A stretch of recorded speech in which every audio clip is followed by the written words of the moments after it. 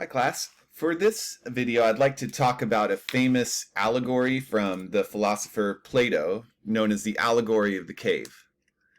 And the point of this is just to reveal some ideas about critical thinking and arguments and philosophical thinking. So I'm going to read from a text, and we'll talk about this allegory.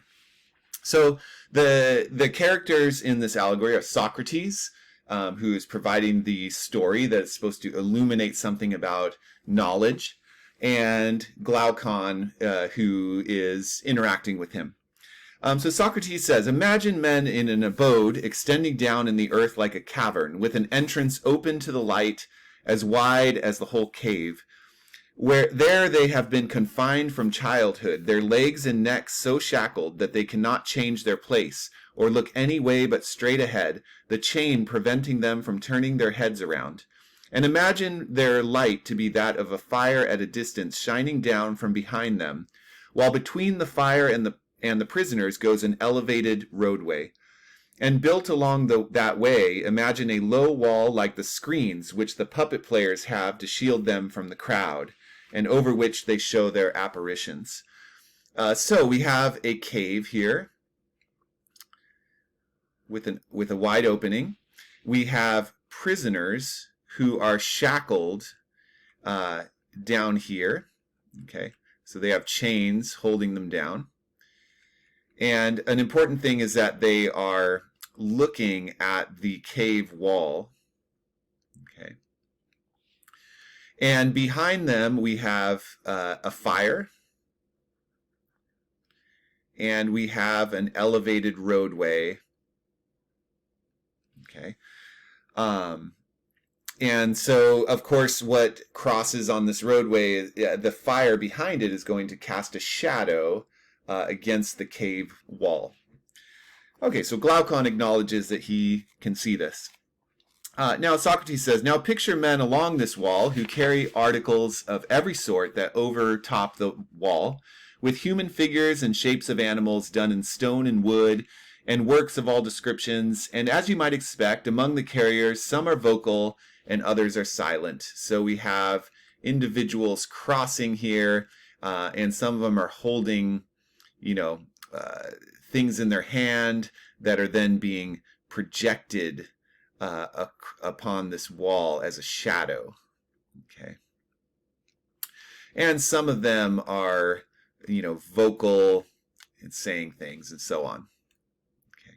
But whatever happens on that elevated walkway is being represented on the cave wall as a shadow. Glaucon says, you tell of a strange picture and strange prisoners. Socrates says, they are like ourselves. In the first place, do you think that men in such a situation would have seen anything of themselves or of each other, save the shadows thrown by the fire upon the face of the cavern opposite to them? So Socrates is recognizing that the prisoners have never looked behind them, and their entire reality is constituted by these shadows. And Socrates makes a very interesting claim there, that these prisoners are like ourselves. So the allegory is supposed to shed light on something, and Socrates is trying to shed light on the human condition. And so I want to reflect on that for a moment. What could these shadows represent, and in what sense are we like these prisoners? Well, the shadows represent everything that the prisoners feel that they know, okay? We're talking about knowledge here, and the prisoners who have not seen reality as it is are only seeing representations of reality, okay? So if Socrates is right that these prisoners are like ourselves, it means that the human condition is one where we are severely limited, okay? And one way that Socrates thought these prisoners were limited is they were limited to what the senses gave them. All they could grasp about reality was dictated by what they saw. But if their heads were, chained down in such a way that they could only see one perspective, they could only look at the cave wall, then this reveals a severe limitation of what the senses can give us. One way we might think about this is that we have 5 sense faculties, but they have their own limits. Scientists believe, for instance, that the mantis shrimp can see colors that we have absolutely no concept of, because our ability to see color is limited by what our eyes are able to take in. So, the world might be much more rich in color than we could even imagine, because of the limitations of our particular sense faculties. And we can also imagine that there are faculties of sensation that we have no clue even exist, just because it's totally outside of what is a characteristically human experience. Okay. And so there might be a kind of 6th sense or 7th sense or 8th sense that maybe some beings out there have that we can't even fathom. And it limits our worldview. When thinking about critical thinking, this should invite some amount of humility, because if our senses are an important source of knowledge, we can recognize right away that we are limited to what nature has granted us. But we can also look beyond the senses, and we might think of these chains that are holding these prisoners down and directing their vision just to this particular cave wall. We might think about these as biases, and maybe some biases we aren't even aware that we have. A lot of work has been done recently in implicit bias training, which forces people to recognize biases in their thinking that they previously weren't even aware of. So that would be a kind of chain that has you look at a particular issue in a particular way, but blinds you to an alternative way of thinking.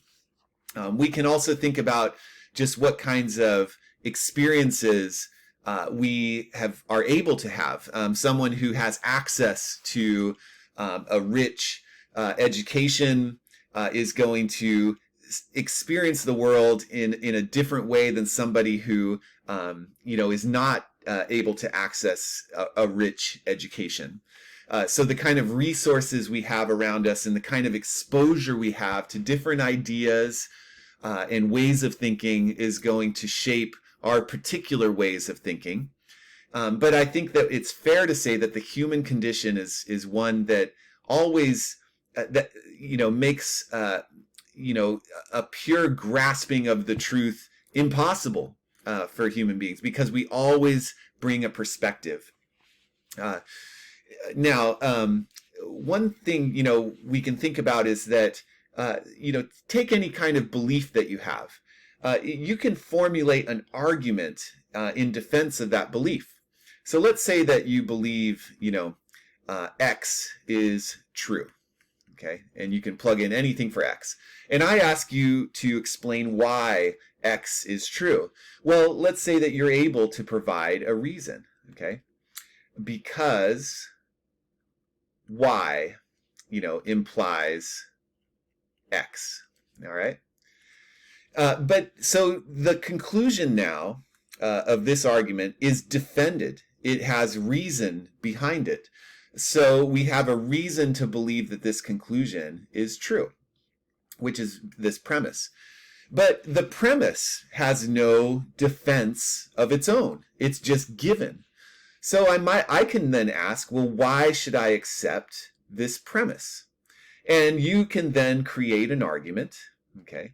Let's make Y implies X, make it a conclusion, and let's say you are able to defend it. So you create a premise that says, let's say A implies Y. Okay, now I have defended this conclusion, and so I have reason to believe it, but it's on another assumption. I have given another premise that itself is not defended. So then I can ask, well, why is that true? And you can see where I'm going with this. Okay, A implies Y, and I can say, well, why should I accept that claim?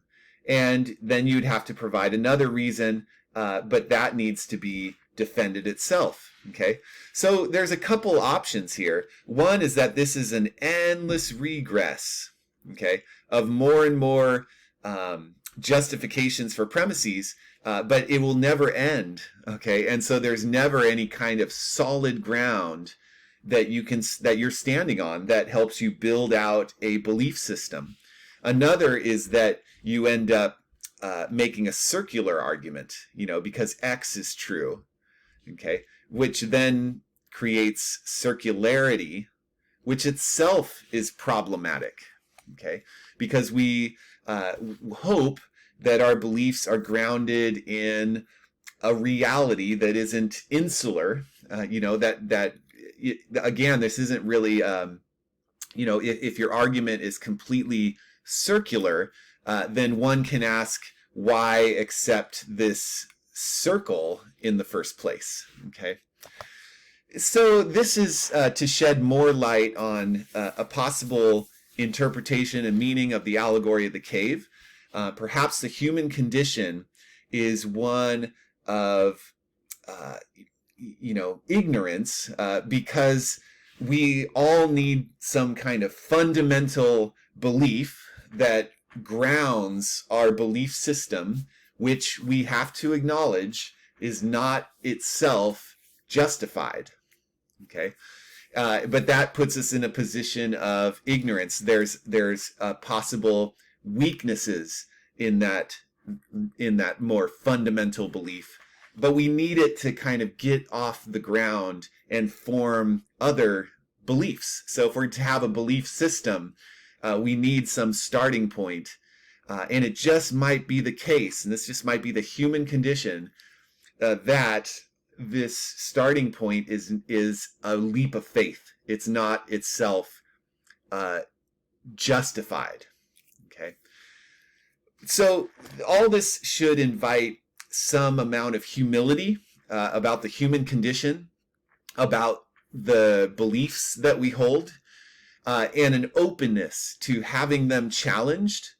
It's not enough just to dig our heels in and say, well, I just believe X is true, and I don't have justification for it, but I'm not going to change my belief.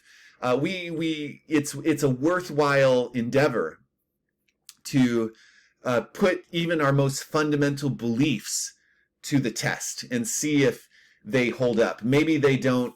Maybe we don't find justification for them, but maybe we can defend them against counter-argument. But all this involves, critical thinking that starts from a place of humility. Just as Socrates is talking about these prisoners being chained and recognizing that they are like ourselves, this is really where critical thinking and philosophy in general gets off the ground, is recognizing the limitations of, the human condition and what we are able to know.